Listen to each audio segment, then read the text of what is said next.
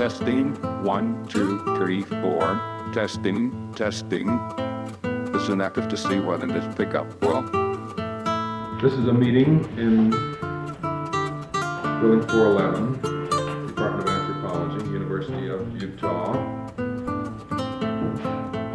on June the 2nd, 1:30 p.m. Purpose of the meeting is to permit a discussion of the findings of an interim evaluation team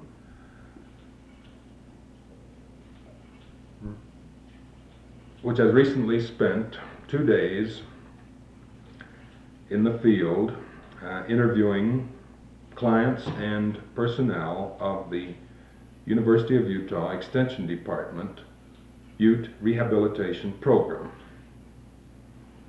This program operates under a direct contract with the United States Office of Indian Affairs, or Indian Bureau.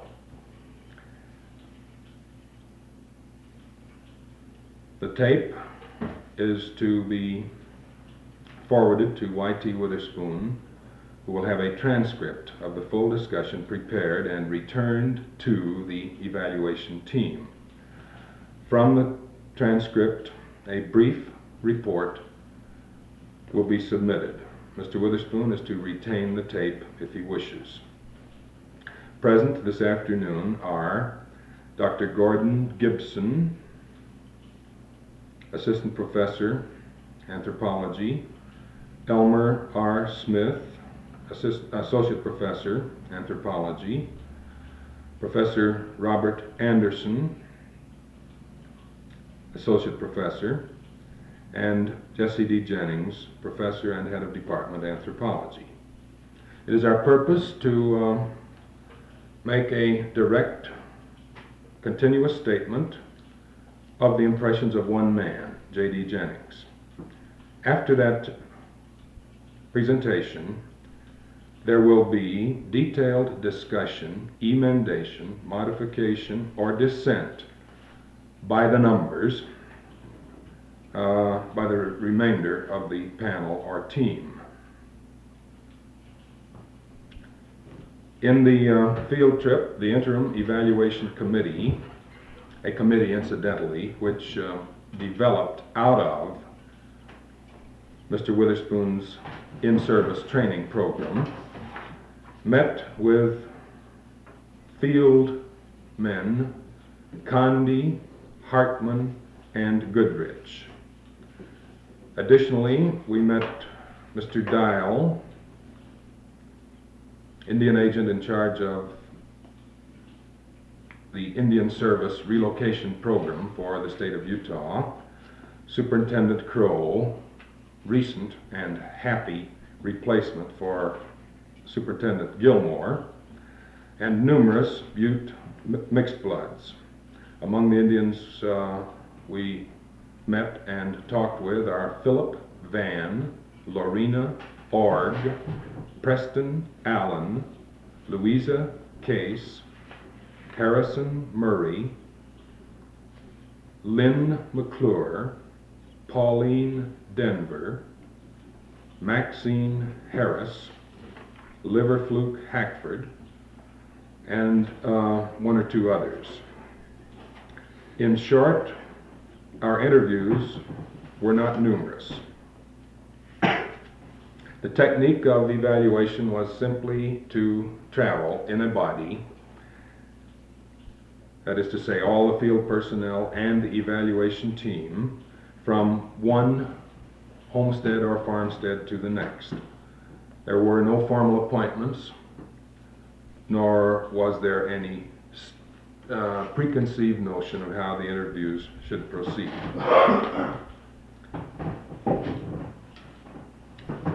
Item 1 has to do with history.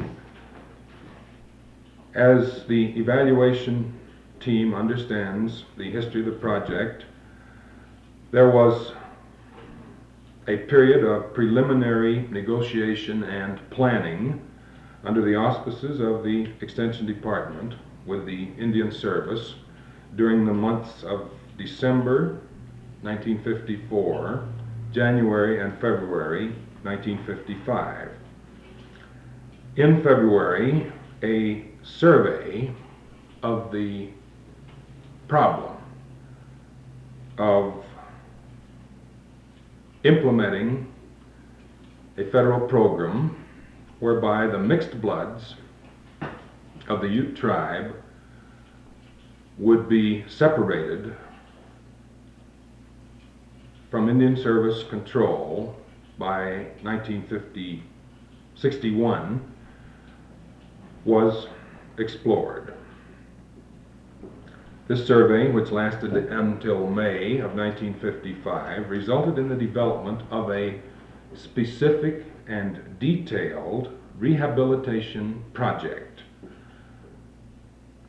which met with Indian Service approval, and a contract was subsequently tendered and accepted by the University of Utah Extension Department. By November 1st, 1955, a Ute rehabilitation program was underway. Although the members of the evaluation team are all members of the Department of Anthropology, University of Utah, the Anthropology Department has, up until this moment, had no official connection with the project save in the planning and advisory stages and in the operation of the survey mentioned above. Since May then of 1955, no regular member of the Department of Anthropology has participated in the program. However, the director, Y.T. Witherspoon, is a part-time instructor in the department and has taught in the department during the academic year 1955-56. It is our understanding that Mr. Witherspoon's designation as director of the project is due in large measure to an original interest of his in Navajo rehabilitation, which developed several years ago. This interest, plus his academic training and interest in testing and sampling and statistical techniques, qualified him as director.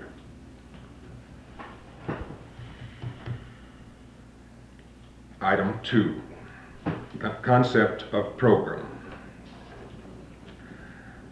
Briefly, the Ute Rehabilitation Program is aimed at helping the mixed bloods of the Ute tribe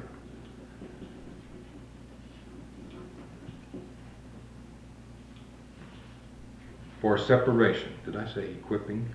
Preparing. For separation by 1961.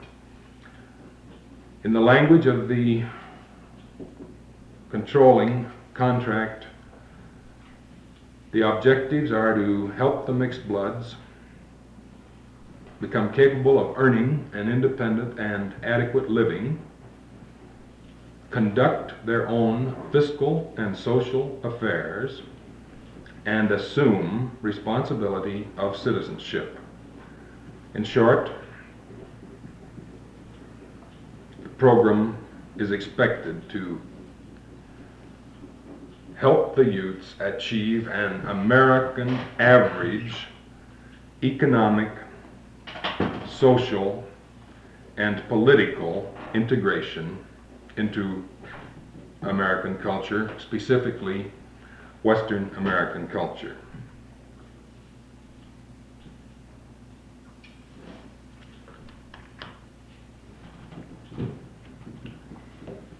We believe that our problem is to assess the program on the basis of the stated aims mentioned above. Item 2B, operation of project. In its detailed operation and its present form, the project is entirely the construction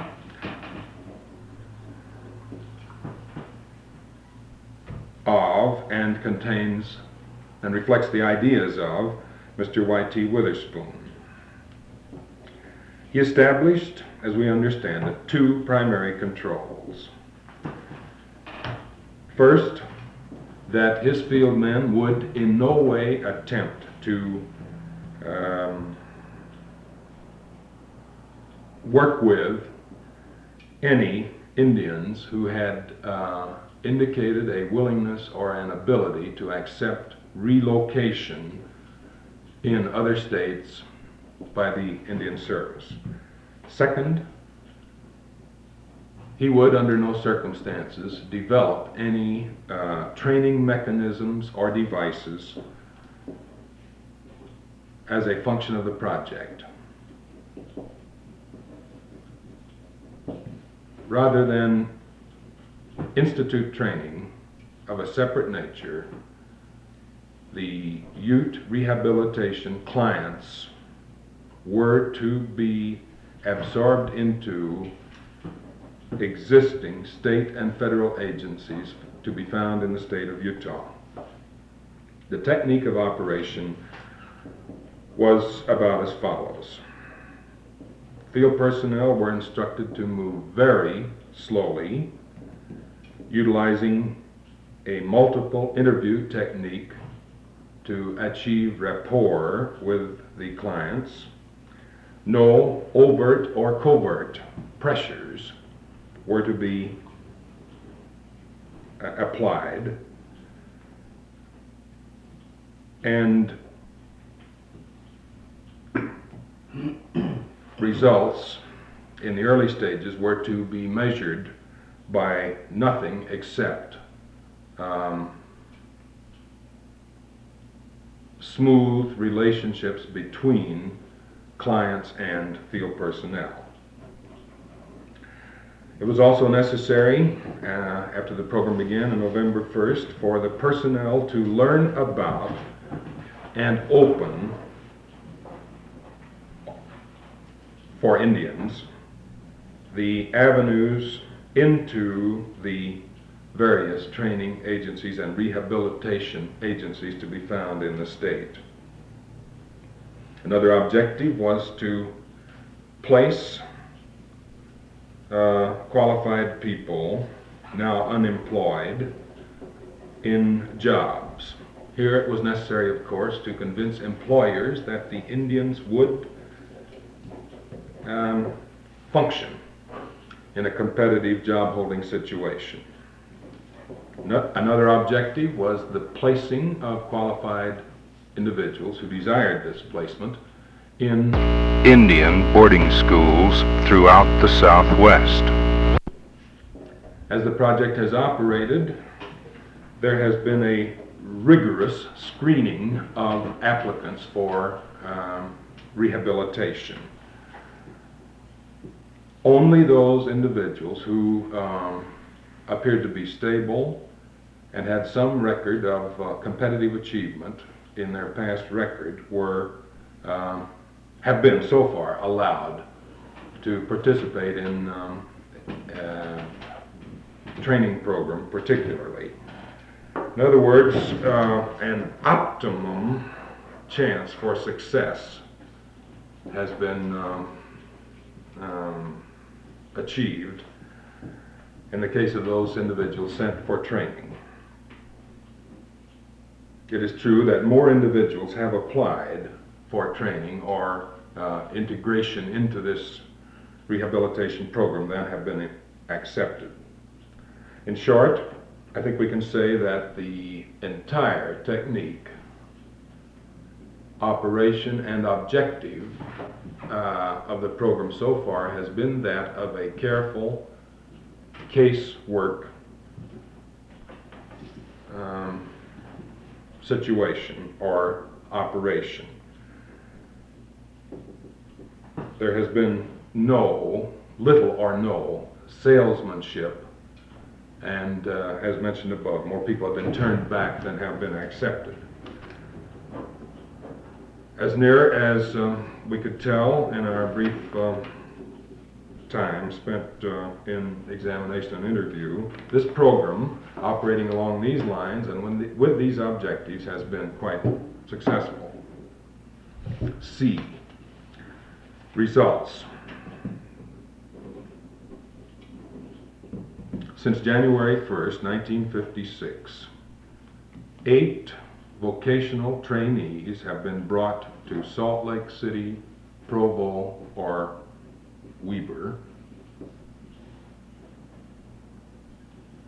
and have remained on the job or finished the available instruction.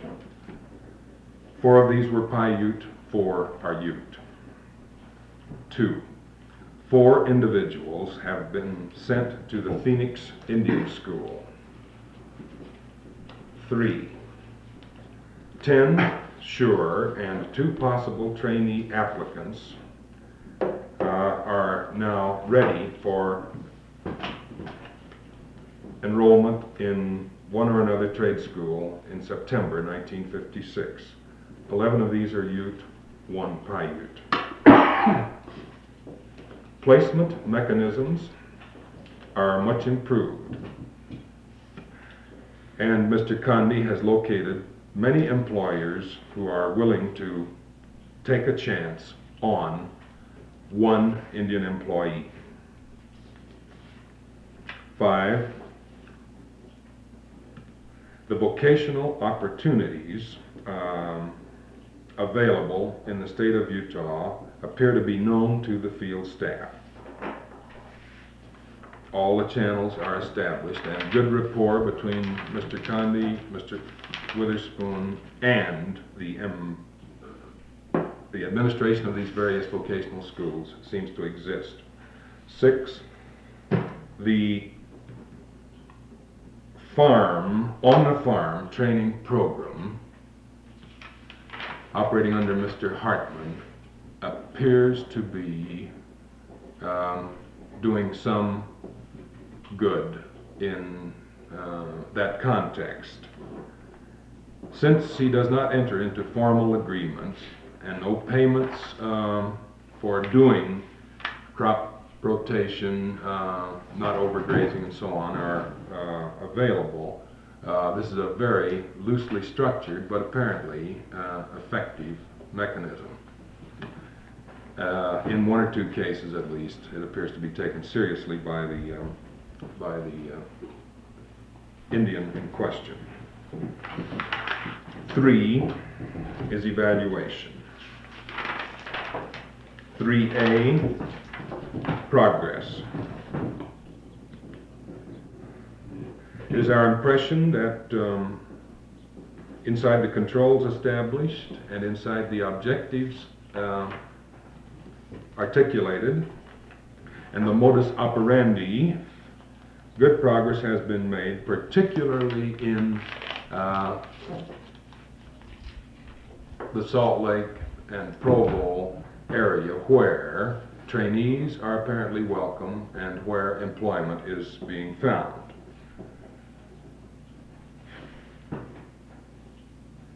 3B, original project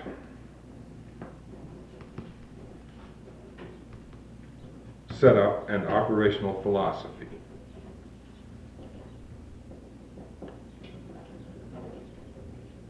4, an initial activity of this kind with the Ute mixed bloods, who reputedly were hostile toward white influence. The low pressure operational techniques and the controlling factors seem to have been most appropriate. 3C, personnel. Mr. Condon appears to be a very happy selection for the field director's job.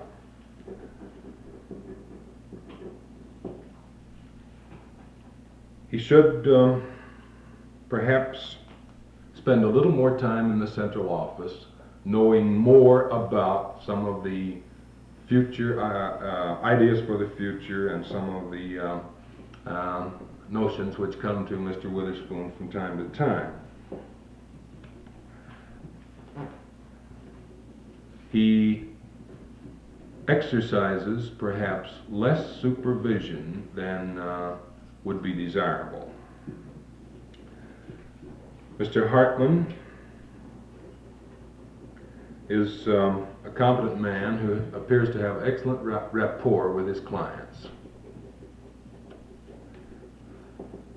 Whether he knows as much as he ought about all the phases of the project, we doubt. Whether he needs to know all the ramifications of the project, operation of the Paiute personnel and so on, may be open to question. But in our opinion, he should be better informed about the entire project than he is. Mr. Goodrich, a quarter-time employee, seems to be a competent, intelligent, well-intentioned man, but evidently has made no progress whatever in achieving rapport with his neighbors and clients.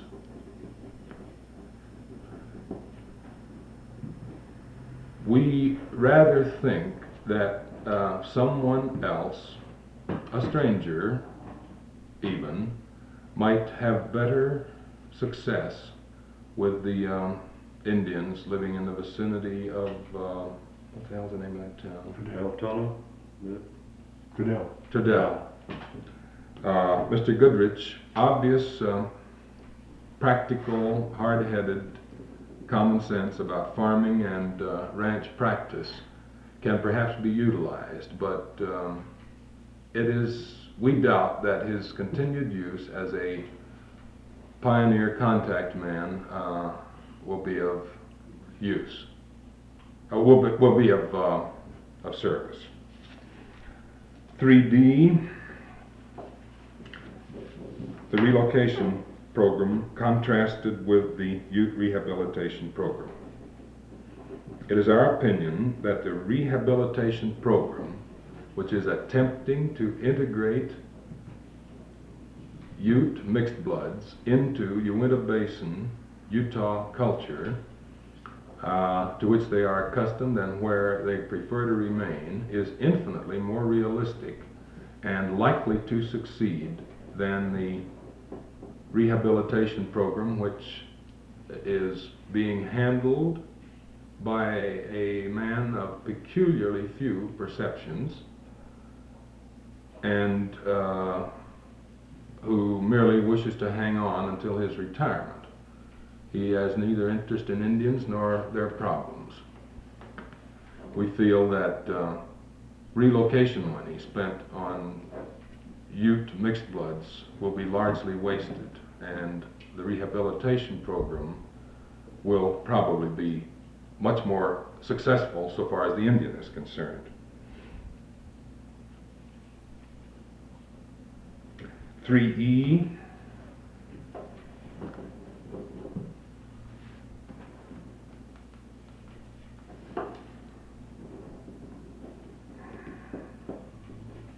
program direction. Program direction. We were unable to see any pattern of results. The sample is perhaps too small, but not enough cases have been handled for any field man to be able to say to us I know that this will happen when I approach a man in this area or anything of the sort. In other words, the case study or the casework approach has been so perfect that each individual is handled as a separate problem of conflicting interest, personality, and historical factors, and we could see absolutely no pattern of any sort of a systematic or theoretical kind emerging. 3F, no, I'm sorry, yeah. Overall program.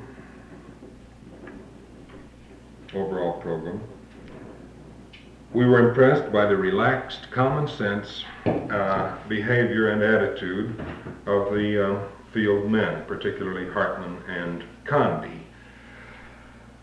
We have the distinct feeling that there is not enough communication between the director, Mr. Witherspoon, and his field men, nor is there enough cross-communication between field men. Mr. Goodrich, in particular, found it difficult to phrase the objectives of the program as he understood them. It may be that Mr. Goodrich doesn't think in terms of overall objectives, or it is possible that he hasn't been adequately indoctrinated. All the field personnel we met could, we thought, have been better informed on the overall program. 3F, oh, I'm sorry, that was 3F. 3G,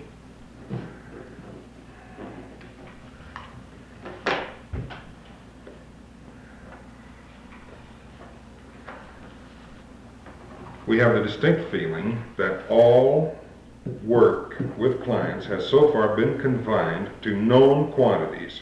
That is to say, individuals who, by virtue of their past history, could be rather certainly predicted to succeed in a training or employment situation.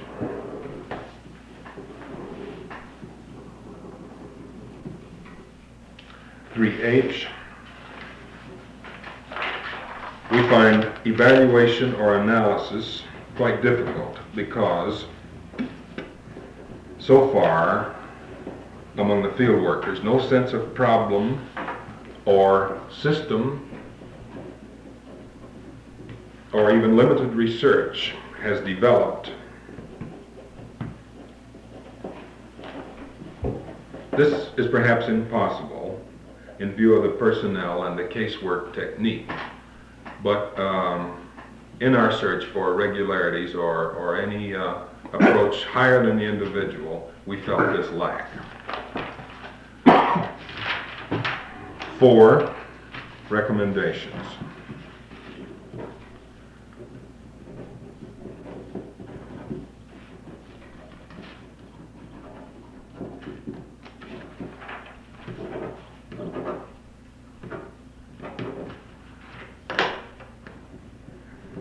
Our first recommendation, 4A, we recommend more contact between Director Witherspoon and his field men, or generally more and better communication. This conceivably could be achieved by a weekly newsletter or bulletin to which all members contributed if they desired, but which in any case would provide each man with a summary of what had gone on the previous week, what is projected, and any new ideas which may have been suggested by field men. 4B, no reports are submitted beyond interview records. We feel this is a mistake. Summarizing reports by category or activity by Condi should be prepared.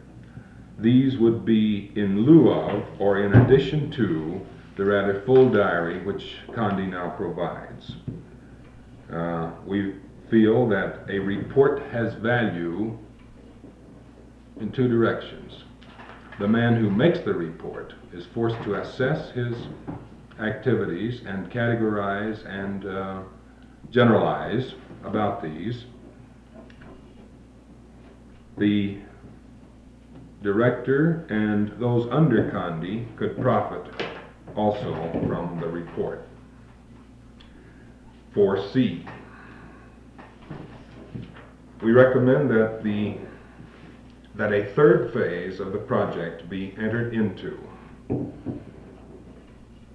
There should be a more aggressive, much less cautious approach to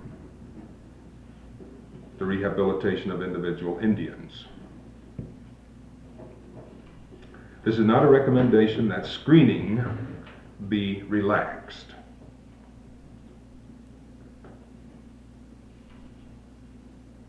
Individuals who most certainly will fail should be handled with great caution, but the middle group, who may or may not, should receive more attention now.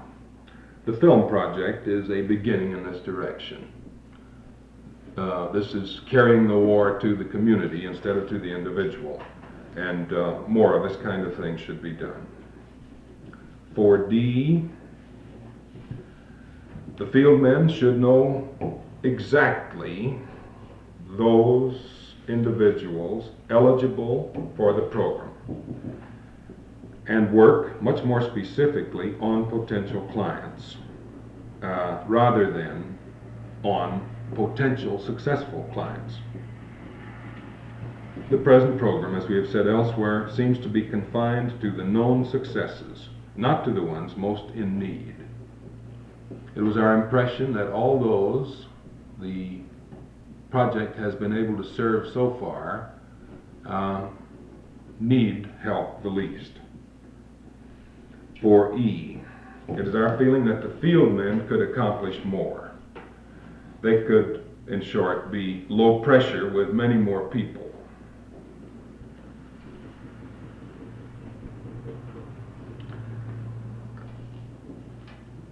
This is not to say that they have been wasting time, but the slow, relaxed, original approach insisted upon quite correctly by Mr. Witherspoon may have tended to dull the interest of the field men, and an easygoing half production seems to us to have resulted. 4F.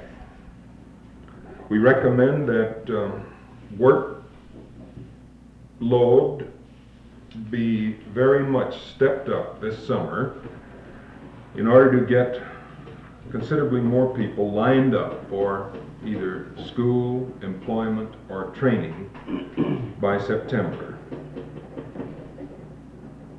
We would further recommend in this connection that Mr. Condi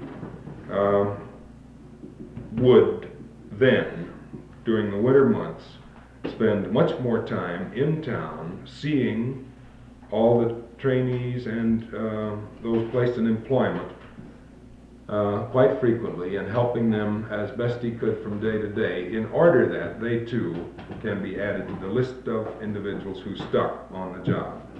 In other words, they will require much more encouragement, the next level of individuals, than has been necessary this year.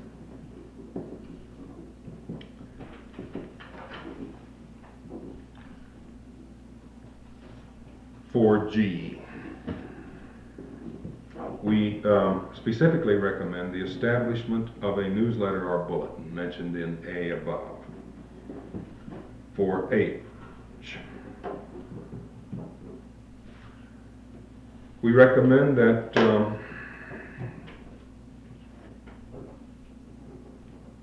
one or two new staff be added for the summer and possibly for one more year, and that men now employed perhaps be shuffled and given different assignments.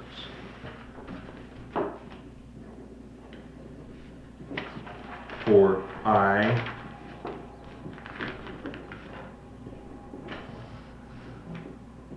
we recommend that one or more letters be prepared for signature by Director Witherspoon,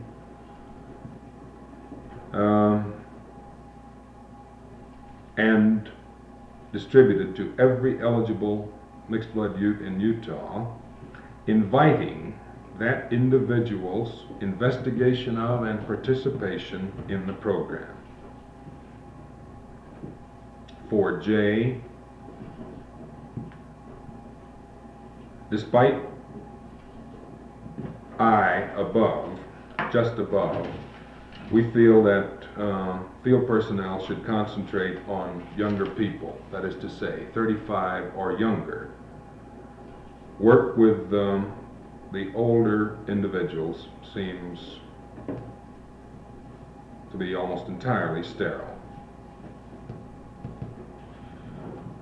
This brief statement has run on for 35 minutes and is the end of a series of outlined remarks by J.D. Jennings. We now propose to go back, and each member of the group will speak directly toward one of the numbered, or any of the numbered items in the previous statement. First, let me ask Dr. Gibson if he wishes to comment on any of my introductory remarks before item 1, history. Before item 1, history. Mr. Gibson? No comment.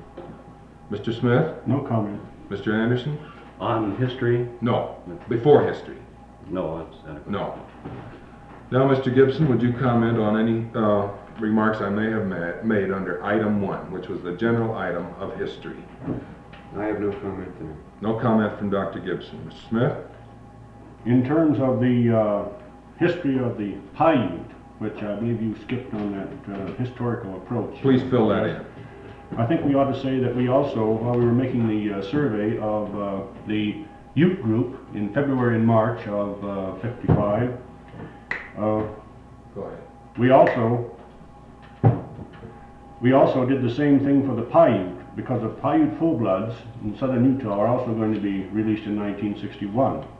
And also that a survey was conducted under the direction of Witherspoon, in which Dr. Henry Frost of the Sociology Department, Charles LaRue of Economics, Dr. Laymaster of the Preventive Medicine Division, and a member of the Educational Psychology Department surveyed and reported on the findings of the Paiute group, which will have some bearing upon what we'll probably discuss a little later on concerning the Paiute.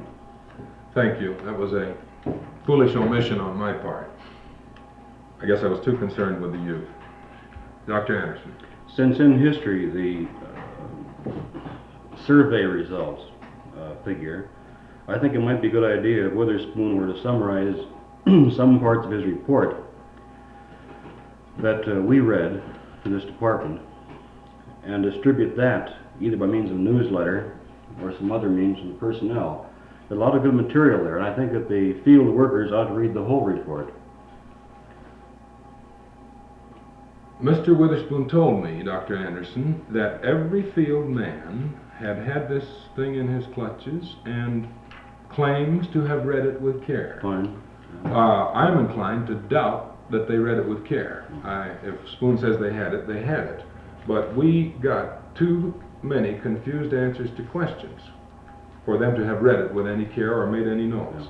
May I Shall we add that as a recommendation to this long list we had, that he again, no, I think your idea is better, that he abstract from it and make damn sure they read it more than once. I can add that you said that Condi's choice a happy one. I think Witherspoon's was too in the project.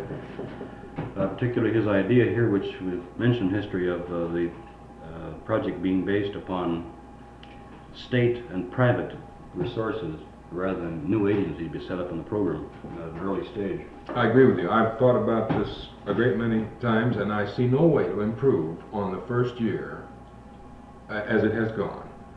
The careful survey, the low-pressure program, and he somehow got these diverse individuals to get his point, and they've done just what he's asked, and they've been successful at it. Are there other comments on item 1? We come now to concept of program, 2A, wherein I cited the aims. Dr. Gibson, have you comments? No, I have nothing to add on 2A. Smith? Nothing on 2A except to reiterate what I stated a while ago, that the Paiute full-bloods should also be conceived in terms of this overall program. Again, an omission on my part. Mr. Anderson. I do here, as I recall the program, in addition to the items earning a living, conducting fiscal affairs, responsibility, citizenship, there was some mention of things like language, home care, yard care, and so on. May I go on here, and I make a comment here and invite your comment on it? I think that these things I have mentioned ought to be given more importance in the program than they have before. I think that the concept of the program should include this: a wish to make all of the eligibles among the youth conscious of their participation in the program and anticipate separation. They ought to be identified in the group as in this fashion: we are youths who are going to be thrown out in the white world, and now let's all get together and help each other if we can to do this. The personal approach is good to a point, but we should also be aware of each other. And within the youth mixed bloods as a whole who are going to be faced with separation, the eligible should get a further identification. There should be communication only between the members of the project, each other, and with their clients, but also between clients, I think. Mr. Smith. What about the idea that Hartman suggested that one of his primary interests was to get some of these mixed bloods participating in the various social and group activities of the white community, which I think is very a good idea, because here is a chance for them to once more go out into this white world or have some experience in it. And the type of thing that he is trying to do in terms of fairs, in terms of various types of activities within the white community, I think is very commendable. Well, that's very good. I think that communication... This isn't exactly what you said, Mr. Anderson, is it? No, that's the extension. Yeah, I'll extend that. I think that the people of Roosevelt and Vernal and the whole Duchesne County ought to know about this program, and the concept should include indoctrination of the white community as well as the Indian community. People should be made aware that now the youths are coming to live among you as full-fledged citizens, and you've got a part to play too. And I'd like to see more Indian mixture in white affairs, but also mixing in of whites in Indian affairs. Right. This seems to me very good. Quite clearly, Spoon and his people have done this with great success in Salt Lake, haven't they? Yes. That is to say, all these avenues are open. That's less important, however, than the Duchesne And the long-range thing. So what you are suggesting is that we recommend that they figure out and implement a program of white Uinta Basin citizenry to the fact, initiate a program educating them to the fact that soon there will be 100 or 200 or 300 new citizens among them, Right. and that now's the time to make mental and other adjustments to this. This seems to me a pretty good notion. Would you like to add this as a recommendation, that this thing be given thought and something be implemented? How do you feel about it, Mr. Gibson? I'm just a little worried about one thing, and that is making the white community aware of Indians where they may not have been aware of them before. Because some of these people that we are calling Indians or mixed bloods don't look Indian, and don't act very Indian. Now if we emphasize the point that they are Indians, it seems to me that this may introduce more difficulty. This is a matter of approach and not of basics. It seems to me that whether This is the Mr. Indians Anderson. themselves, think themselves Indians, the white people in the Uinta Basin think of them as Indians. And it'll be a program in public relations, an extension of the philosophy of the program, I would say, not a primary one, but a secondary one. Toward which, this is Jennings, toward which you think Mr. Hartman may be moving a little as he tries to integrate Indians in employment and in competition and fair events and so on. Yes. Yes. Yeah, Mr. Smith. I feel too that a large number of the people in the Uinta Basin do not understand the type of situation that's going to develop in 1961. It seems to me from being out there for about a year, off and on, and 1 month and a half pretty consistently, that they have a misconception of what this particular program of releasing of the Indian from supervision of the government is. It looks to me as if we could get some contact with some of your newspaper people and even some of your radio people perhaps in Vernal to explain some of these particular problems to them and what it's going to mean. It might have a positive effect in terms of the attitudes that the whites have toward your mixed bloods and even toward your full bloods, for that matter. Are you suggesting, Mr. Smith, then, that maybe the way to begin this would be a comparably low-pressure publicity, a series of publicity releases worked out with some care with the editors in the basin? Would this be a restatement of what you just suggested? With the editors and also with your radio group, because your radio people at Vernal have a local program which I think could act as a very important educational force in this particular problem, not only for the whites but also for some of the Indians that have radios too. Yes, we were getting news from Indians that we hadn't heard ourselves that first day, weren't we? They telling us things that happened on, they'd heard on the newscast before we reached them. And I don't believe that that particular type of a approach to the program would be out of order with the agreement that the Rehabilitation group had with the government either, because it's still an educational program. This is Jennings. As I understand the program from Spoon, all the Indian Service wants is some sort of progress. Spoon, as near as I can tell from his conversations and actually the operation of the program, absolutely no mechanisms are forced on him, nor are any mechanisms barred. I think this is no problem at all. It's just whether this basic notion seems to him to be appropriate at this time. Jess? Mr. Smith. Of course, none of us would have to go to the Uinta Basin to have a radio program, because we could make the particular records here and it could send it out there as a news item for that particular group, and therefore you'd have a more well worked out presentation, I believe. Are you suggesting that perhaps this group with Mr. Witherspoon could have a few loose jointed discussions of this over the next 2 or 3 years, or any group at all? I should think that would probably be in the cards, the way that at least the radio programs and so on are set up in the state. It seems to me like it would be very appropriate. We do have this bicycle circuit. We can get stuff on almost any radio. Mr. Anderson, you have something. I think the newsletter idea could be extended to the youths in the program, as well as the letters, explain the program very carefully from time to time, every month or two. Let everybody know what the others in the program are doing, that so-and-so has started his training and has finished this phase of it, or these things are open to all of you. I like that notion myself. I hadn't thought of that. Make part of the newsletter an Indian gossip sheet or a progress report. And that would stimulate the operation of the project and the overall approach too, I think. Are there further comments on this point 2A, concept of program, aims? All right, then let us drop to 2B, which I called operation. Mr. Gibson, I saw you making notes. You have comments on 2B, evidently. Yes, you had a number of points here in 2B. Just talk at random if you wish. I didn't number those. I want to make some remarks with respect to the question of testing individuals before they are taken into the program. you noted, I think, that only those individuals for whom it is predicted by test that success is probable are accepted under the program. So far, at least. Yes. Yes. Well, excuse me, this I can understand. They want the first ones to make it. I would have done the same thing. But they've run out of certain successes now.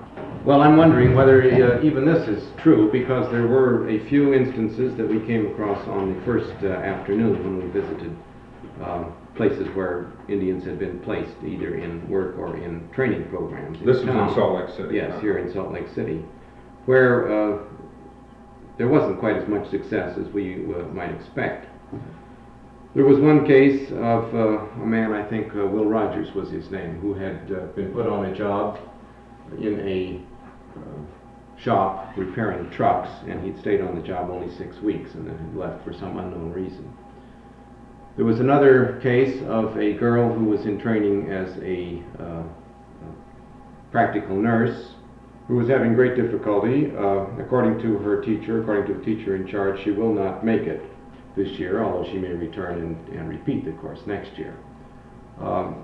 The problem there, I think, or at least one of the problems, is it became clear to us in talking with the teacher in charge.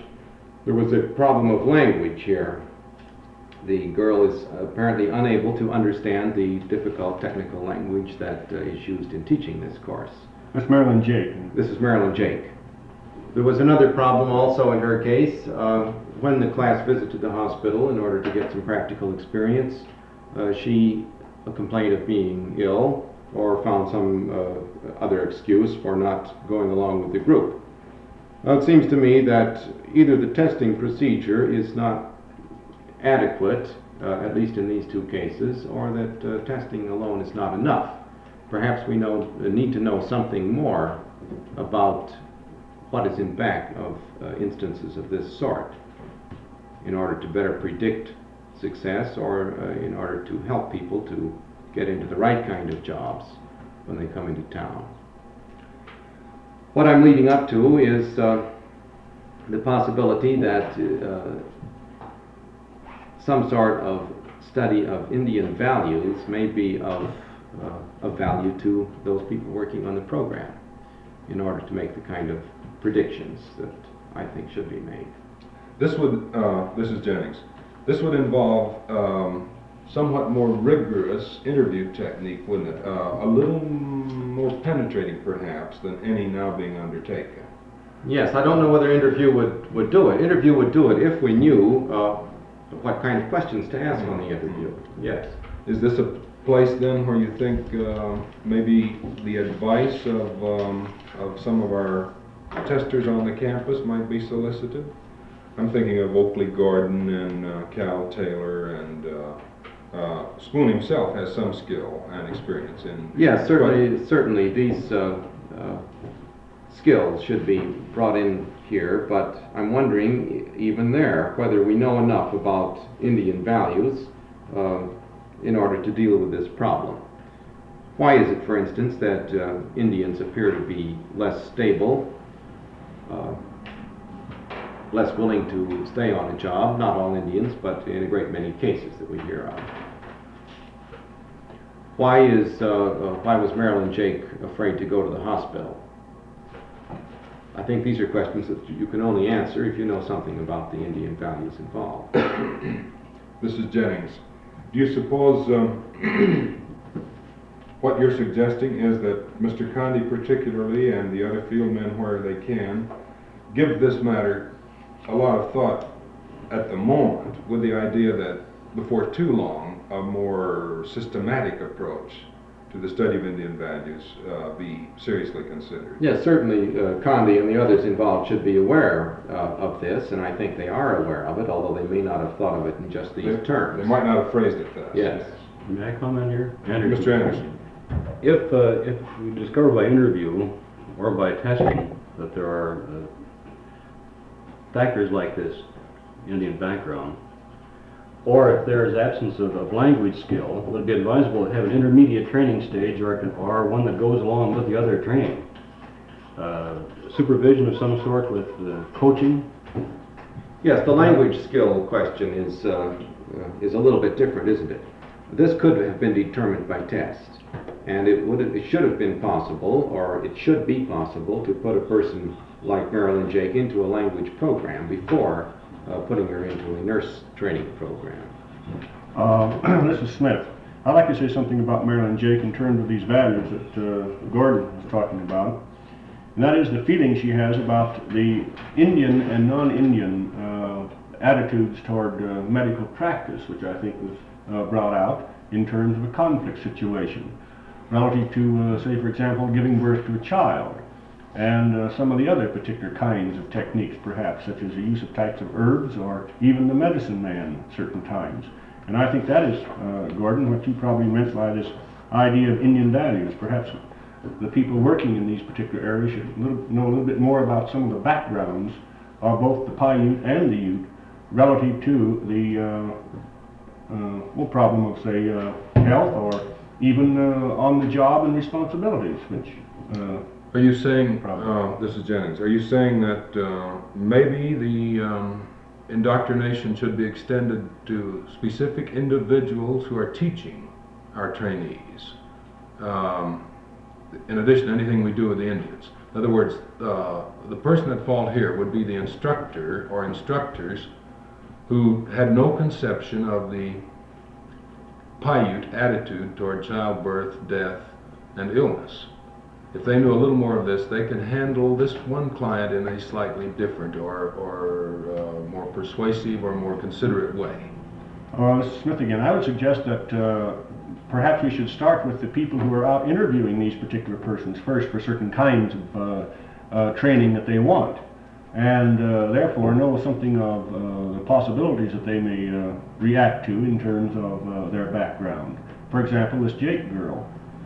I'm sure that if some of the people had known some of these particular problems relative to the health situation, that, well, maybe she wouldn't even have been chosen, I don't know.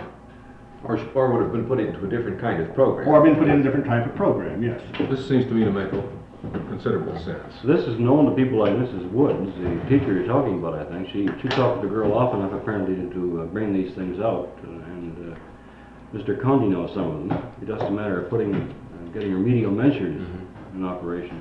But I didn't get the impression that Mrs. Woods knew why Marilyn Jake didn't go to the hospital. This is Gibson. I'm wondering whether we know enough about Paiute. Is Marilyn Jake Paiute? Yes. Do we know enough about Paiute conception of sickness, for instance, to know what resistance may be involved here? Well, if Mrs. Woods had gone a little bit farther, she would have discovered that thing. She was on her way to doing it. She knew a lot about this girl, and maybe just a little more time, a little more talk whether they might overcome this. This is Jennings, I would like to say to Dr. Gibson that Spoon has either worked out or is about to work out the details of a scheme whereby local high school and grade school teachers will essentially tutor individual Indians in the English language. He recognizes, as do you, that the language barrier is going to get worse as they move further down into their total universe, and knows what he's going to do. Now, whether this is done, I don't know, but we should perhaps put down add to our recommendations that this program be implemented and pushed with some determination. Mr. Smith? While we're on this particular business of people on training in Salt Lake City, I think we also ought to comment that it isn't all as bad as the Marilyn Jake situation. Edric Bushhead from the Shivwitz Indian Reservation completed his training at the vocational school here in Salt Lake, and recognizing that he has only one arm, I think from the attitude that was stated by his instructors, he did a very good job, and he has a possibility of a job coming up this fall, working on servicing trucks, which he can do with this one arm. Lewis, Arkansas, also a handicapped individual. was successful. Edric Bushhead is a Paiute, Lewis, Arkansas is a Ute. And he too successfully completed this particular program.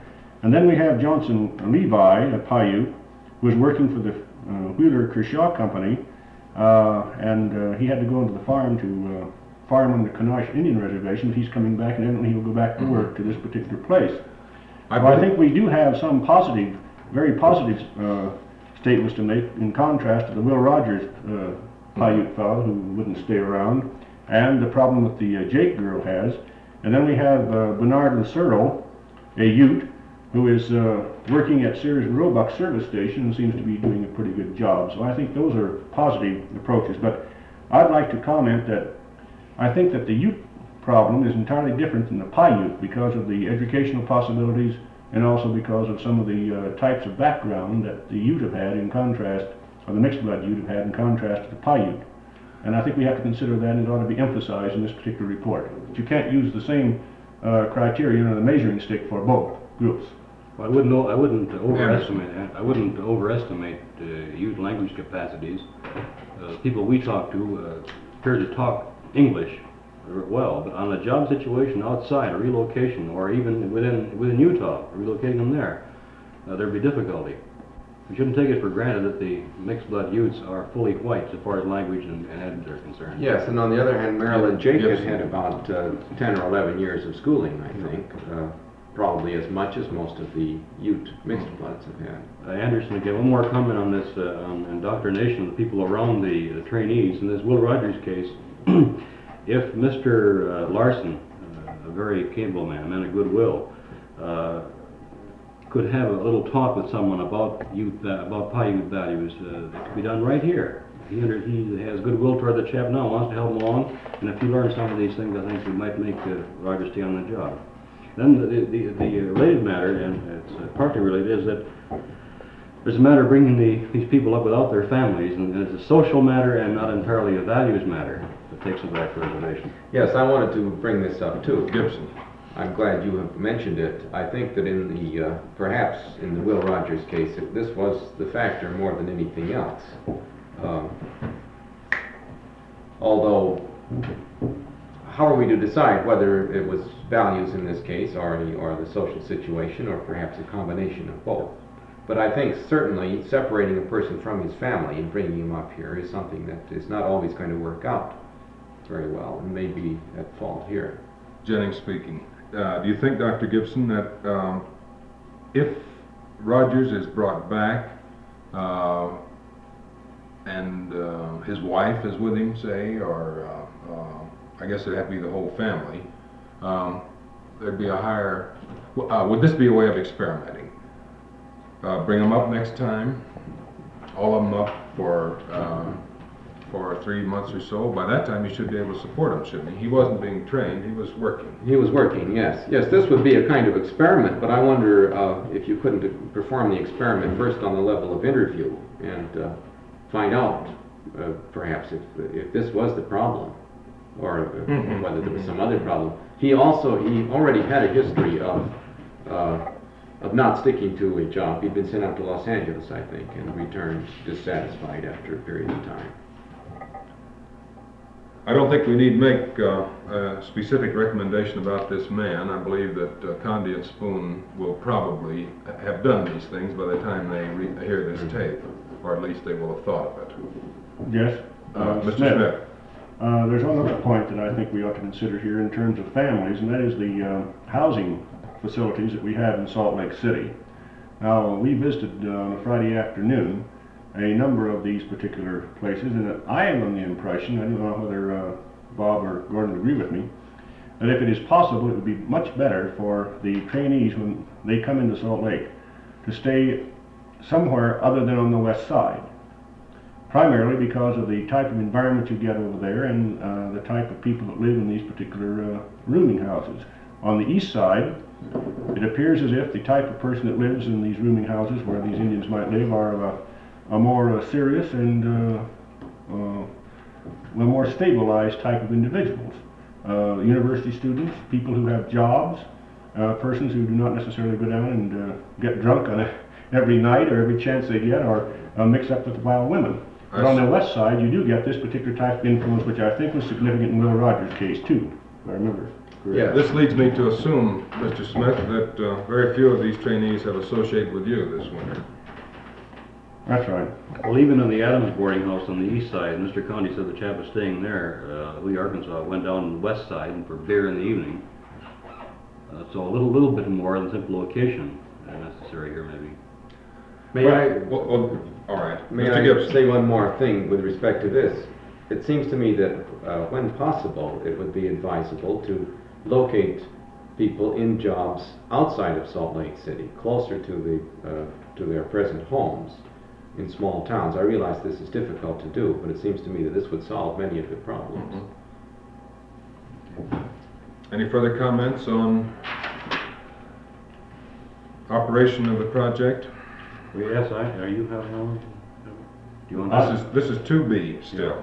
Well, I have one, Mr. Smith. and that is the place that the United States Employment Service is now beginning to play in the helping to place the various Indians, both on the mixed bloods of the Ute and the Paiute.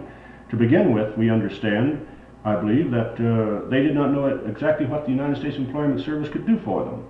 But now, due to the type of field work that has been carried on, especially among the Paiute, they seem to be going more and more to the United States Employment Service, which I think is a positive step in this direction. I would recommend that they use the USES even more. Plus, of course, probably a little bit of orientation to the USES in relationship to some of the problems they may have to face with these Indian kids and men. Jennings speaking. You're saying, Mr. Smith, that Mr. Condi, presumably, or Witherspoon, should spend some more time indoctrinating the contact personnel for the USES, one, and second, you are suggesting that the Paiute and Ute be specifically encouraged to make contact with the USES. Well, I think they're being encouraged now, but it seems to me as if we can keep that up. You and want not that let in- the pressure down on them. Uh-huh. Plus the fact that we ought to have some sort of a discussion with some of these USES people, because you know as well as I do that they're pretty dumb about these The things. contact people do need indoctrination. Yes. And I presume Condi and Spoon are doing a little of this and should intensify. Yes. Is your suggestion. Yes. We can add this to recommendations if it's agreeable. Mr. Anderson. My suggestion goes along with Elmer's. My principal point here: no independent training devices were set up. Nothing else added. I don't think there's a full exploitation of all the training agencies of the state yet. The training and USES employment sort. I think that home economics has been neglected, and general community training, home training. Women need home economics advice, and there are extension agencies that should be called upon for this sort of thing. As far as I can see, that the program is limited to job training for people, and that we've neglected the overall operation, the full operation of the project in terms of the concept of the program recommended for expansion. There ought to be more people in the program whose job it is anyway to help people in the state whenever they're called upon. Mr. Anderson, do you think what you're saying can add up to maybe a stronger effort to dovetail or integrate the youth rehabilitation program with the State Agricultural College extension work? Is this one way that could be done? Substantially, yes. Mm-hmm. I believe Spoon has tried this with indifferent or no success, but I also know he hasn't quit trying. But what we are suggesting is that he do get this thing operating, if humanly possible, in these areas of home economics, community participation, and so on. Yes, one more thing. Aren't there any local agencies that should be established liaison with? I'm struck by the very few Indians working around the reservation, off reservation, in the white communities. Most people are going to be working in Duchesne County and surrounding counties. Are going to be, yes. Can't efforts be made to get Indians working now? Yeah, aren't there chambers of commerce and employers, organizations would be interested in these people? I don't have any idea. I presume the least we can do is recommend that this be explored and proved either feasible or not feasible. Mr. Smith.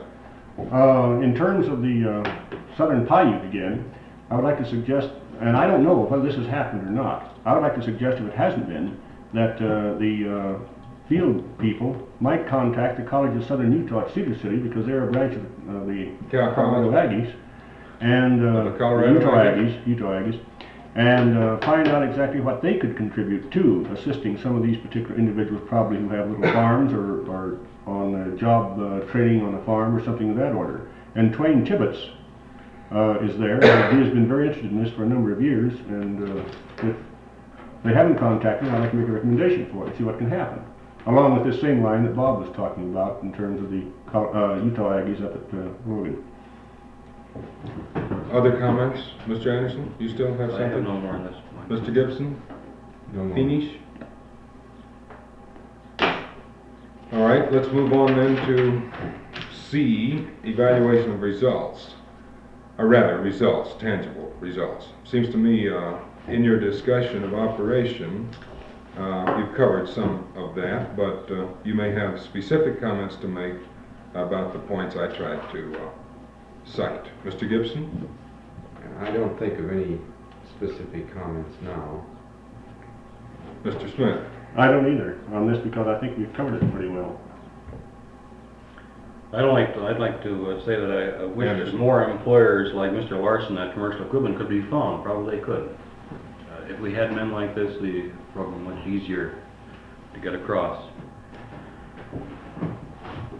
Jennings, I'd like to comment that the tenor of a great deal which we've said in the last 15 minutes is that Condy's and Spoon's work in the city of Salt Lake has been quite successful. Right. And the success of the continued operation of the program might well be a function of an intensification of Condy's work with employers, leaving the field men to do the contacting and preliminary selling, if I may use this word in such a low-pressure activity, of the program. I believe later this is a recommendation that Condy stay the hell out of the field during the winter months and work in the more difficult situation, which is the Salt Lake situation. Any other comments on results? If not, we can move to 3, which is evaluation. 3A is progress or achievement. Any comments, Mr. Gibson? No, I think we've already covered this to a large In various extent. ways. Yes. Mr. Smith? I feel the same way as Gordon. Anderson? No comment. Item 3B was the original project conception, which involved a certain operational philosophy and the establishment of controlling factors. Do you wish to add to that, Mr. Gibson? No, nothing at present. I'll make a positive statement. I think in terms of the basic operational philosophy of establishing rapport and finding various people and contacting them has been quite successful up to date. We seem to be in agreement. We are. I would like to emphasize, though, that the program should be extended now, not only intensively, as you suggested, but more broadly. Well, you can only, you mean by broadly out to the edges of the eligible group? Yes, and within the group, additional educational things like care of homes and Oh, children. I see, yes. and Do more things with, Yes. Health checks and all sorts of things within the program. Mr. Smith. I'd like to go on along with that and suggest that if that is going to be done, it's going to be necessary to follow through on one of these recommendations that Jess, that you made a while ago, that perhaps 1 or 2 new staff members be added, which will take care of this particular specific problem that Bob is talking about, because I do not believe that the others that are in the field right now are adequately background in this sort of thing. If that's done, Anderson speaking, I suggested there be a female caseworker, home economics worker, and also a good public relations person in one, if you got a person like that. Jennings, it seems to me that this is a second option or alternative. If Anderson's suggestion of a few minutes ago that an integration with existing activities can be achieved, then Spoon need not employ these skills. Should he fail to latch on to any existing activity, then your suggestion, Elmer, is the second and only alternative left to him. Yeah, right. And so our recommendation would be really two-stage. First, what Anderson said. Failing that, then what you said. Is this Yes, the that's sense right. of your Well, there's one more nail. I think operational philosophy ought to include, have some shift now to group consciousness. Group self-help. We're in this together. This is an edging over toward group dynamics, Mr. Anderson. Not necessarily. Well, Applied anthropology. Did you hear about the two group dynamicers standing on the riverbank? And a man came by drowning. He went down and he came up sputtering and flailing in the water. And the one dynamicer was a very good swimmer, the other couldn't swim. The man floated nearer to them and went up and waved his arms and splashed the water and came down. Finally, the third time up, he got out a strangled "Help!" The one dynamicer who could swim peeled off his coat, kicked off his shoes, leaped into the water, and rescued him in a workmanlike, life-saving manner. And the one who couldn't swim says, well, if you could do that so deftly and so skillfully, says, why didn't you jump in? And he says, I thought I'd go crazy waiting for him to verbalize his needs. Yeah. But just along that line, this is Smith again, group dynamics and group activities. I think that we had that suggestion made to us by a couple of mixed bloods themselves on the Ute Reservation. Allen, I believe it was. Allen was quite was made a very strong point of that, and for what it's worth, also Lorraine Ords did the same thing, in which she suggested that people ought to become more cognizant of the fact that they were in this thing together. Talk it up. Well, I think that Alan's point was a bit different, wasn't it? He wanted people brought together so that Spoon or someone else could present the program to them. But I don't think he had the idea of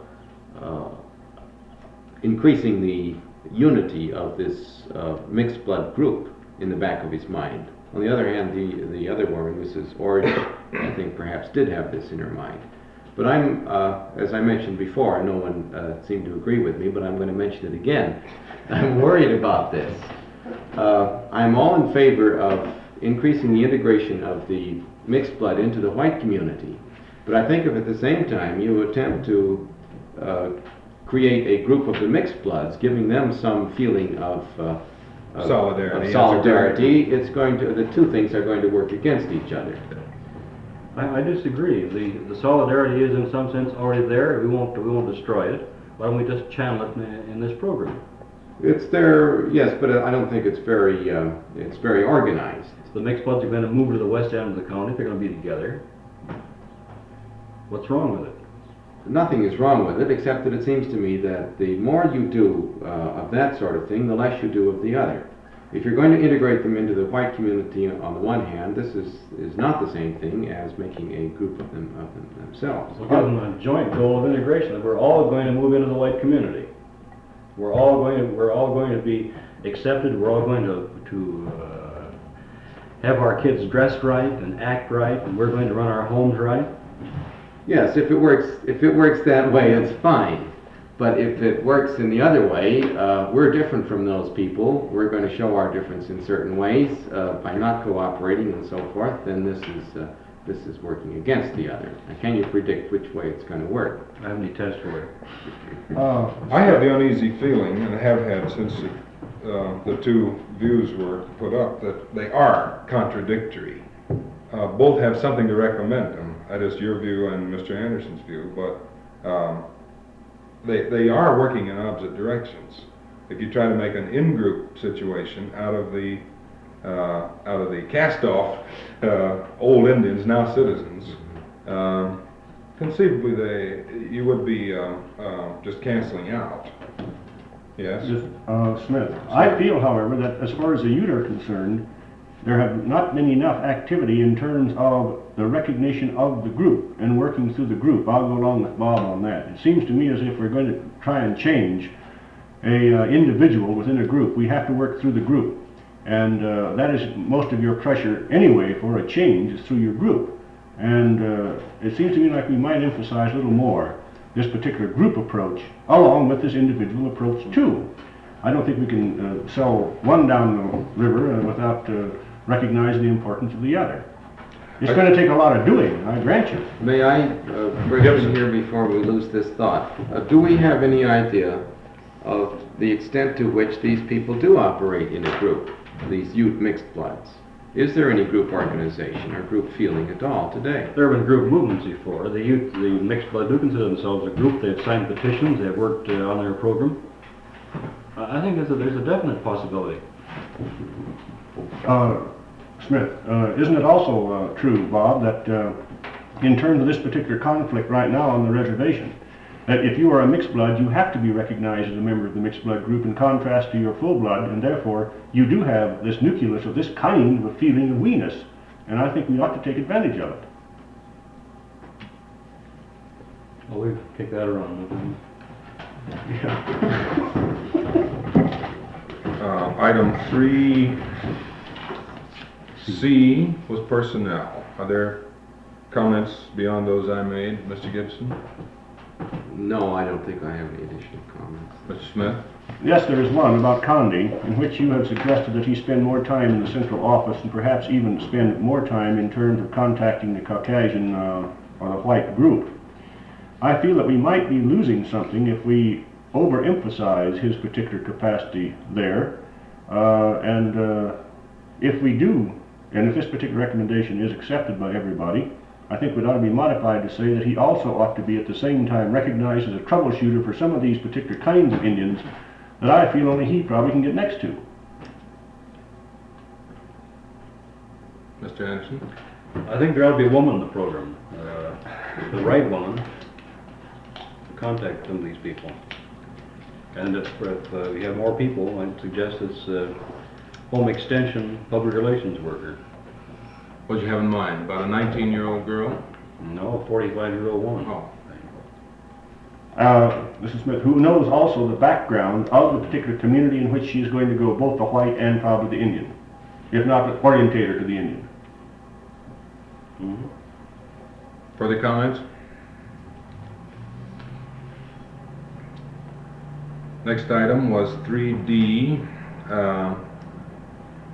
Some entirely gratuitous comments on the relocation program. This is a very valuable meeting, though. We had with Anderson. Mr. Dial and Mr. Crow. I think we saw the whole program respected right there. You mentioned the other, Gordon, about how important it was. We must accept the fact that relocation is a virtual failure as far as the youth are concerned. And it will Has be the virtue of it. And yes, Yeah. and this program is the important one now. The rehab program. Rehab.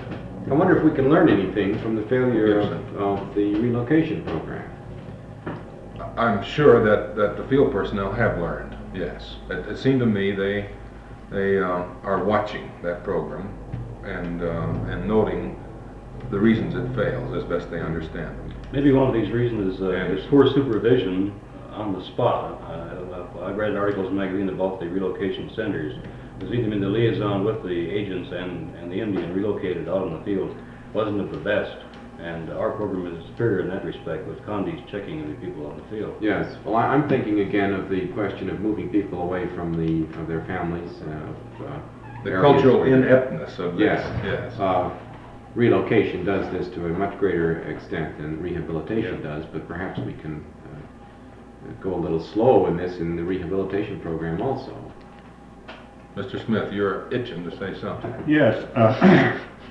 It seems to me as if under the present program, I don't know how far this particular rehabilitation program can go in this respect, but I'm wondering if there could not be some sort of a stepped up program for making some of our local communities or the state even, realize that due to the fact that this particular relocation program, when the Ute and Paiute has been more or less a nice big flop, that they're going to have to face this doggone thing in about 5 years, and get them more interested in cooperating with this particular program, and showing them that here is a problem, that they are not going to get rid of their Indian, that when they're released, they're going to have to face some of these particular things in the field of social welfare, juvenile delinquency, education, law enforcement, and so on. Is that part of a public relations program? That's one Yeah. of the planks in the program. Now, I don't know how far this particular rehabilitation program can go along that line of this I was type of about thing. to raise that question. I think you are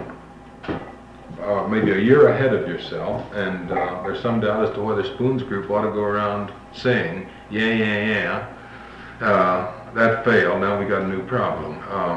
I believe that something like this is inescapable, but I don't think the relocation program can have failed yet, because it's barely gotten going. Oh, It looks as if it were going to fail. I This was grant an you. admission at the agency. I put on this idea of failure. I asked Mr. Dial whether he'd done what he thought he could do with the Indians. He said he had. And he's done damn little. Well, the whole government had done. Let's don't get off onto that. This is Smith again. It seems to me that through the fact that we already have contacted county agents and social welfare groups, USES, the Extension Division of the AC, and some of these others, that we're beginning to make these people realize it. And the only thing I hope is that we can throw in some extra punches now and then, working with these particular groups. And there's where I feel that this type of program, working with your organized groups within the state, will probably, by a program of experience, educate them. But I don't think we ought to just assume that's going to be so. If we give them a good lick now and then, why do it? I think this is the genius of the Spoon plan, that it involves so many different people in this state who wouldn't normally ever know about the Indian problem. I think this is a stroke of very acute perception on his part. Other questions? Other comments? Let us move then to 3E, patterning of results. I don't know whether there's anything you can say there or not. Mr. Gibson? Yes, you emphasized the lack of a definite pattern in the results. It seems to me that there's little overall uniformity among the Ute mixed bloods themselves. They range from people who look white and act white in most respects to people who appear to be at least half Indian and act in an unwhite manner. Some appear to be hardworking and steady, and others are easygoing and vacillating. But I wonder whether in the consideration of the southern Paiutes, we might not find more of a pattern, both in respect to their present condition and with respect to the kind of results that we might get and the kind of prediction we might make from attempts to rehabilitate. They're certainly a much more homogeneous group and have been subjected to well-nigh identical deprivation, and we should expect a more uniform reaction. There might be a pattern result. Anderson. There might be a pattern result that would come out of the reports that Jennings has suggested that Condi and the other field men make. Oh, I don't Maybe deny there were. that there may be one, but it was difficult for me to see much pattern in. I could see none whatever. Maybe with some self-searching and thinking about it, and in line with this, maybe that the field men would benefit by talking with people like the tribal officials, and say, Rex Curry, and say, now here's what we've done, and what do you think of it? To get a report. I believe this is a good idea. Perhaps the whole damn staff, Spoon, Condi, and field men, should, and local representative field men, should meet with those people and ask just this question.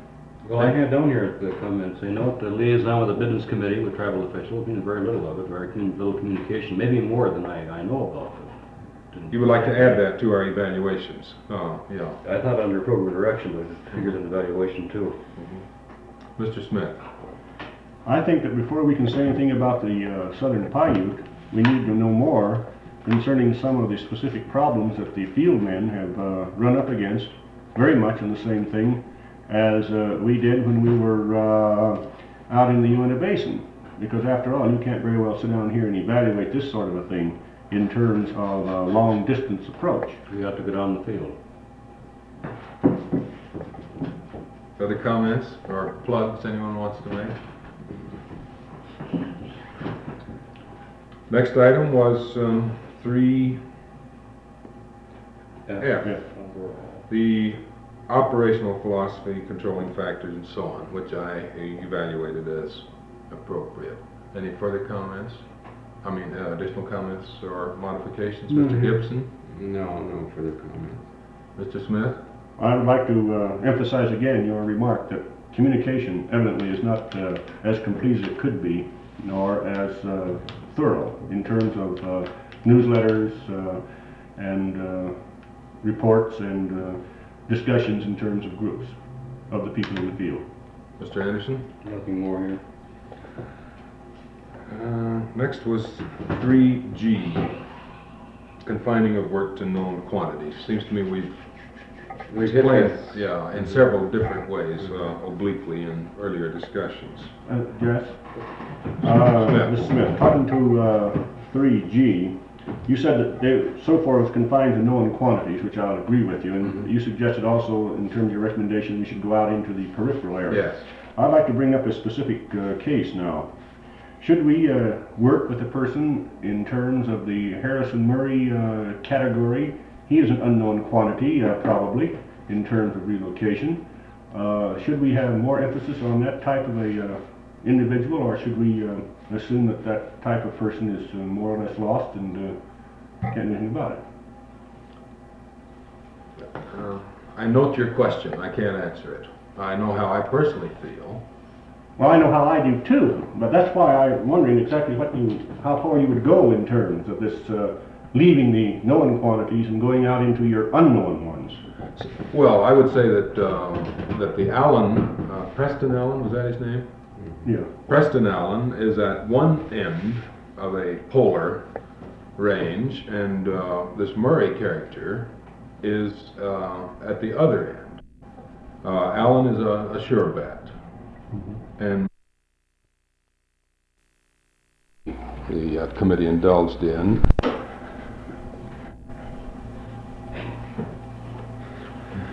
Oh, I was attempting to evaluate a couple of these men.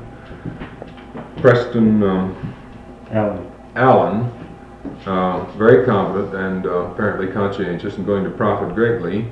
Murray evidently has a personality or a conflict of interests and ambitions, which make him, I think, so unstable as to be almost waste effort if any time is spent with him. This, however, may not be true. We've seen him once, and none of us seem to care for him. But I'd work with Murray low on the priority, certainly.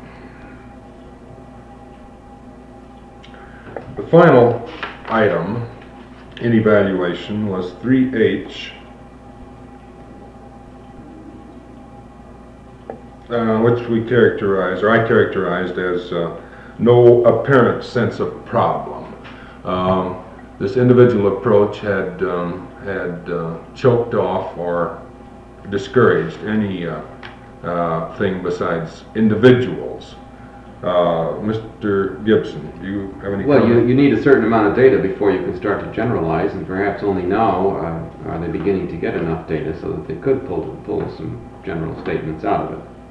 But I think it's well to be aware of the value of doing this sort of thing. This would be a recommendation, I think, for the near future. Are you agreeing that it was quite atomistic and diverse? Yes, but as we experienced it. But it seems to me that it must be this way in the early stages. All right. Mr. Smith. No comment. Mr. Anderson. You use the word research in here. I think it's a good word to use. I wonder if the field men are availing themselves of all the bulletins and communications that tribe is sending out, everything that is happening out among the youths themselves. They should be like ethnographers right in there, knowing what's going on, not only for their own people but the whole community. Maybe Witherspoon can do this in part through the newsletter, but the field workers should be channeling this information in too. There should be an overview of the youth community as a whole, so that the evaluation can be made in the sense of problem come up. This is our job. I would like to make a point I hadn't thought of in just this way. This may be an addition. Spoon has very high prestige with all the Indians he's talked to, with all the tribal officials, and with his field men. He is properly regarded as competent and sincere. It's possible he isn't exploiting this fine relationship he has with everybody involved as much as he could to gather more information, digest it, and redistribute it to his people. One of the major assets that isn't being used enough is Spoon's operating philosophy, it seems to me. May not be true, but everyone we talked to who knew him had a feeling that if Spoon would just say so, things would move this way or that, and whether he knows this or not, he ought to. If there are no further comments on evaluations, we can run through the recommendations which I listed. 4A was more communication. I don't believe I'll call for comments on that. This has been reiterated many times. 4B, reports. I believe you've said enough prior to now to indicate you agree that reports are now desirable, since they may lead to pattern and problem. Yes, I certainly would agree here. Smith? I would too, but I would also like to see Condi continue his diary because of the intimacy that probably Witherspoon would not get unless he did have some of these particular types of give and take. And I would even like to go further and suggest that it might be a good idea if Hartman and some of the people in the Southern Paiute would write up a more complete type of report than they do in that little card, something on the order of Condi, because some of the things that you might find in one of those would give you a lead as to the individual problem that these people were facing. I do not feel that those little slips are complete enough to give much information.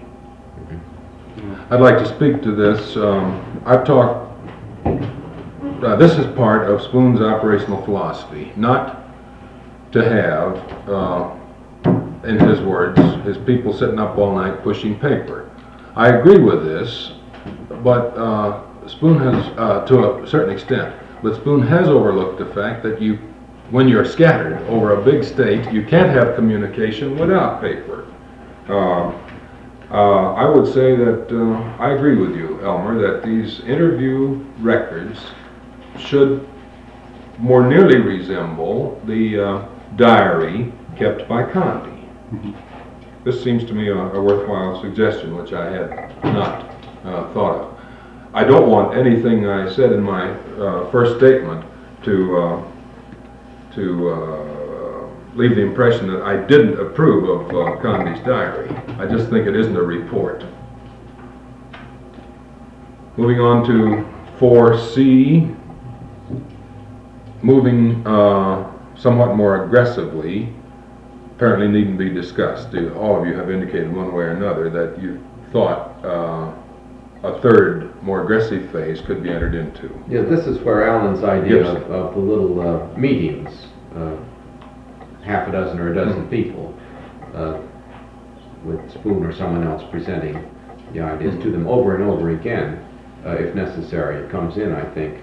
And I would like to emphasize the point that was made by one or two men that namely that the Indians are resistant to suggestions from whites because of their long experience, generations of bad experience with white in relations with them.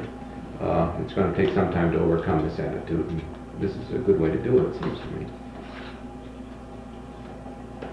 Smith? No comment. Anderson? No more here.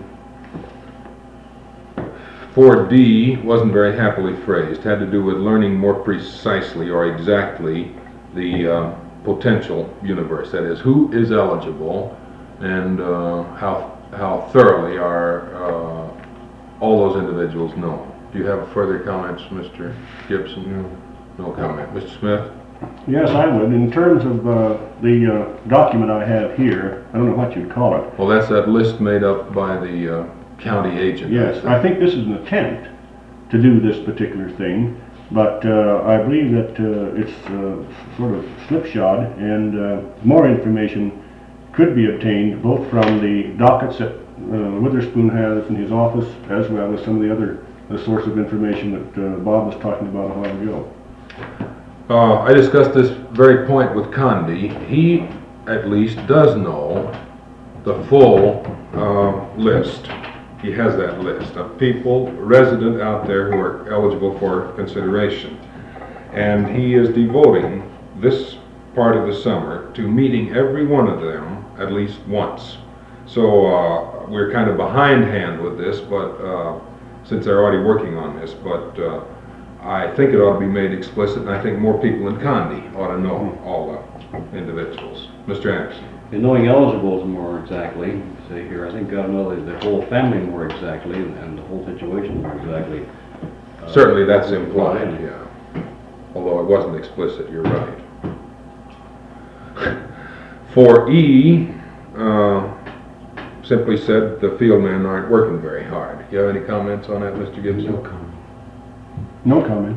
No comment.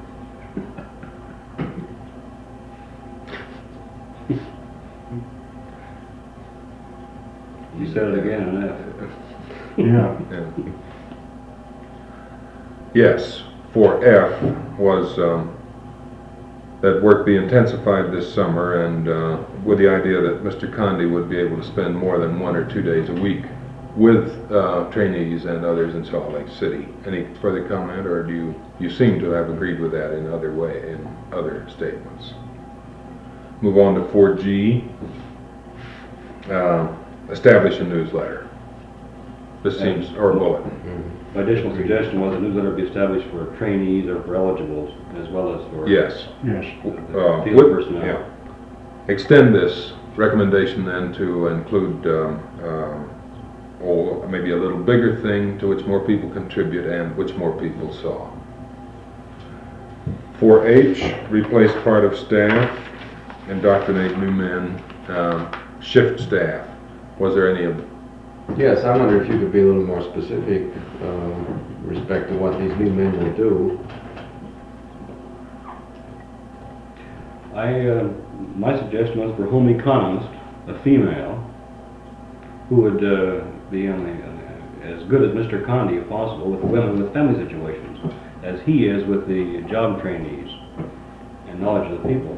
If you get a woman of this kind, who could help them in their community relations, family to community relations, would be a great system to the program, I think. We shouldn't concentrate on jobs entirely. Personnel should be, we should have an eye on personnel toward the whole situation, toward getting these families to function in a white community. And that's more than a job. Of course, the job is the most important thing, but is it all? Teach them bridge. Yeah, why not? They have to. Chinese checkers? You won't need to be taught poker, I'm sure. Maybe all we need to do is replace their playing cards. Mr. Smith, do you have No, any no more. pearls to drop on this? 4I was use of letters from Spoon inviting investigation and participation by the full list of eligibles, which seems, by virtue of other comments, to meet with your general approval. You want to extend it, Mr. Smith? Oh, I'd like to ask a question. Would you suggest that this also be done for the Southern Paiute too, where, for example, they're on a reservation like Kosharam or Kanosh or Shivwitz or in Cedar City? I hadn't thought about that. What do you think? Well, I don't know whether that would work with the Paiute as well as it would with your mixed blood Ute or not. I think that probably would have to be investigated a little more thoroughly to find out, but I'd like to throw it in as possible recommendation, at least, to see what the possibilities might be to contacting these Ute, these Paiute in this manner. However, it may be that the two people in the field in that area of the Southern Paiute had done this more adequately than perhaps a letter could do. I don't know. But I think it ought to be checked to find out the possibility. Yeah, this would be a first newsletter. Make it chatty, I think. They're not formal. No, I don't See. It could well be the first bulletin or newsletter, couldn't it? Even a cartoon thrown in now and then might help. And they might use the gimmick that Gunnarsson used to send out this first thing with something attached to it. We intend to write letters of general interest once every 2 weeks. If you want to receive it, let us know. In any case, they'd send it to them, but if they got back 50 keep it coming things, this would be an overt expression of interest beyond anything they now have. That is, the project now has. You wouldn't object to this group identification, would you? Would all read the same letter? Come. This is not a corporate group. Yeah. Leave us not snipe at one another yet. After all, this is being recorded. My final recommendation for J was the recommendation that the young people be concentrated upon. Do you have comments, Mr. Gibson? No, I think that's quite correct. Smith? I think that is correct, but I would also like to suggest that in terms of your farm training program and so on, perhaps some of the older people might be concentrated on for that particular purpose, instead of trying to get them to come out for various kind of special vocational training. Because after all, I think we can assume that after you're 35, you're pretty well set and you know what you want to do and where you want to stay. And if they have this particular interest on the farm or something of that order, I think we ought to keep that stimulus going and assistance if possible. You may not know what you want, but you know what you're stuck with by 35. I don't think the Murray chap knows what he wants yet. But he knows what he's stuck with. Yeah. It's that communist He's always budget. 35. Yeah. He's stuck with that communist budget. Mr. Anderson. I have nothing further. Well, gentlemen, this is the end of the formally prepared material and comments. I'm certain that I have left out matters, a great many of which you have woven into your comments. I wonder if you have among your notes items nowhere touched on in this discussion. I'd like to entertain those if you have anything. Not now, but at a second request, I want to ask some one of you or all of you to give us a succinct evaluation of the whole trainee program, if you feel you have more to say than you've said in connection with other points. But now, what general items of evaluation or recommendation have we failed to cover? Mr. Smith, have you any? Yes, in terms of the Friday afternoon. Now wait, that's evaluation of the Salt Lake City training. Well, it's that and also the Pro Bowl and all over the state. Well, I would like to retain those for a bunch if we can. Okay. Assuming that all of you have something to say on that yet, or have you anything else to say that hasn't been touched on yet, or you have made your representations? Mr. Anderson? Nothing now. Well, evidently the only untouched business then is the evaluation of the training program, and I'd like to ask you in turn to say what you feel about that. Mr. Gibson? The general training program as you saw it on that inspection tour. Well, I think that I've already indicated I don't see much pattern in the thing so far. I think that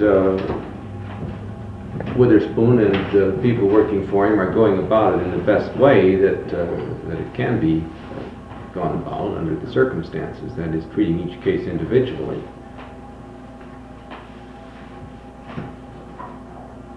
I really don't have much more to say now. Mr. Smith?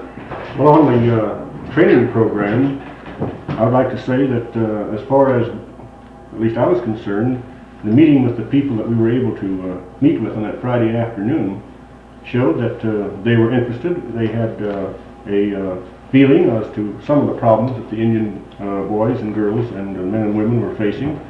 And on the whole, except for one or two instances, the persons that had contact with them spoke very highly of the way in which they worked at the vocational training school and also in some of the other areas. Now, the point that I was going to bring up a while ago has to deal with the way in which the money is paid out to these particular trainees who are on the in vocational work here in the city and also in Provo and anywhere else. At the present time, the way I understand it, they have 2 checks a week to pay for their particular board and room. And 2 checks a week? I mean, 2 checks a month. And Can't beat that. I would like to suggest that they continue that instead of giving them one every week as they suggested they might do in the near future. It seems to me as if you give them a check a week, it may create a situation where they will be out of money in the end. While this other way, they will have to pay their board and room at the time that they carry over for 2 weeks. Comment noted. Mr. Anderson? Well, I think it's a well-planned, a good program. Like the rest, I'm particularly impressed by what's been accomplished in Salt Lake City.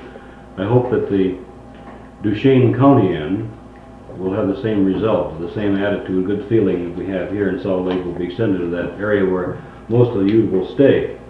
I would repeat suggestions that we ought to take a broader view of the goals of the project of education, extending to language, home economics, indoctrination in general. And I think that the project personnel, perhaps they are aware of these things, but they ought to be aware of the whole tribe, of its economic situation, of the mixed blood group, and of political events taking place that will bear on the whole project. No further comments? I don't know whether this is an appropriate question. It can be erased from the tape if it isn't desired. Did you encounter evaluations of either Condi or Spoon, the men who have been doing this work in town? Were there any overt expressions of confidence in Condi or Spoon, or do you just impute the general good feeling and appreciation for the program to their efforts and let it go at that? Did you hear anything, Gordon? You mean up in Roseville? Anywhere in these 3 days where you were? Only the remarks that were made by those people that we were specifically interviewing, if that's what you mean. Yes, we heard good comments from them. I mean, approval. Well, I think my question, I heard those too. I was Yes. thinking of the people downtown, a totally different class of people. No, I didn't have occasion to discuss the program at all with anyone. Or the personnel of the program. Or the personnel of the program with anyone outside of those people we were interviewing. Well, 2 or 3 people kept dragging names in. They expressed confidence, that is, of the interviewees on the Roosevelt trip. They expressed confidence in Condi, Hartman, and Spoon, remember.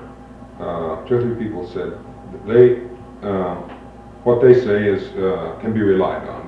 When they say something will happen, it will. They said things like this. These were the people we were interviewing. Yeah, the interviewees. Yes, Yes. very definitely. But you didn't hear any of this downtown. No. Mr. Smith, Larson, this here in Salt employer. Lake City, did make the comment to Condi that we will trust you people, any Indians that you have that you want to bring up here, we will take. And I think that was more or less the same statement was made at the vocational school in terms of the superintendent. When we were talking to him, we said, anytime you fellas decide on picking some Indians, why, we'll trust your We'll take judgment. Yeah. This implies goodwill, and they'll probably go a little further and be a little more patient than they would even for just a mill-run non-Indian who drifted in there. I think Mrs. Wood's comment about the Paiute girl who's taking training bear on this. She too would take anyone sent up and rather more patient than most pupils, I think. Mm-hmm. And of course, the good feeling is apparent all over in the schools and on the job. What it means is those crafty devils have enlisted the aid of a lot of people not on the payroll, doesn't it? That's right.